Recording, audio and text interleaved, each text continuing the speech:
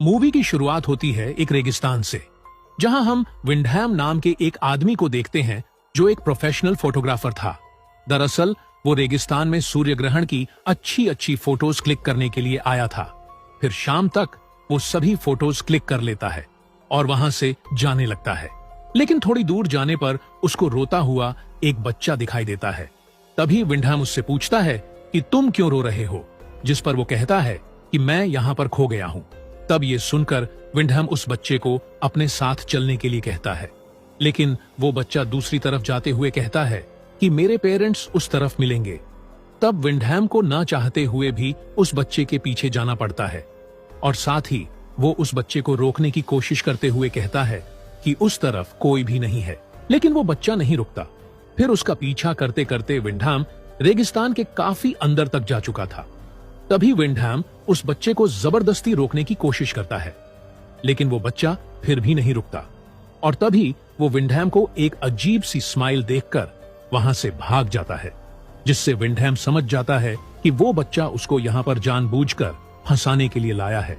इसलिए वो वहां से वापस जाने लगता है, लेकिन उसको वापस जाने का रास्ता पता नहीं होता, इसलिए वो वहां पर भटक जाता है और चलते चलते अंधेरा भी हो जाता है। उसके बाद विंडहैम खुद को ठंडी हवा से बचाने के लिए एक शेल्टर ढूंढने लगता है और थोड़ा आगे जाने पर उसको एक घर दिखाई देता है जहां एक औरत भी होती है। लेकिन वो घर पहाड़ से थोड़ा नीचे था और नीचे तक पहुंचने के लिए वहां पर एक सीढ़ी भी लगी हुई थी। अब विंडहैम के पास रहने के लिए कोई जगह तो नहीं थी, इसीलिए वो उस सीढ़ी से उतरकर घर के अंदर जाने लगता है और अंदर जाने पर उसको वही औरत दिखाई देती है जिसका नाम अलीना होता है। पर अलीना थोड़ी अजीब होती है क्योंकि वो विंडहैम को देखने के बाद भी कोई रिएक्ट नहीं करती और ना ही उससे कुछ पूछती है। तब विंडहैम खुद ही अपने बारे में बताते हुए कहता है कि मैं रास्ता भटक गया हूँ, इसीलिए क्या आज रात के लिए मैं यहाँ रुक सकता हूँ। जिसे सुनने के बाद भी अलीना उसे कोई जवाब नहीं देती और थोड़ी देर बाद वो उसको खाना खाने के लिए कहती है। तब विंडहैम को सुनकर थोड़ा अजीब लगता है, पर फिर भी वो खाने के लिए बैठ जाता है। हालांकि वो उस खाने को नहीं खाता। उसके बाद अलीना उसको सोने के लिए एक रूम देती है। तब विंडहैम अलीना को कपड़े बदलते हुए देखता है और फिर सो जाता है।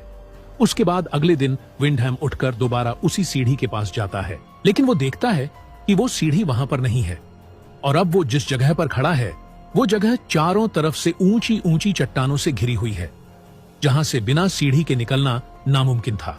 इसीलिए वो परेशान होकर अलीना के पास जाता है और उससे पूछता है कि कल जो सीढ़ी यहाँ पर थी वो कहाँ है, जिस पर अलीना कहती है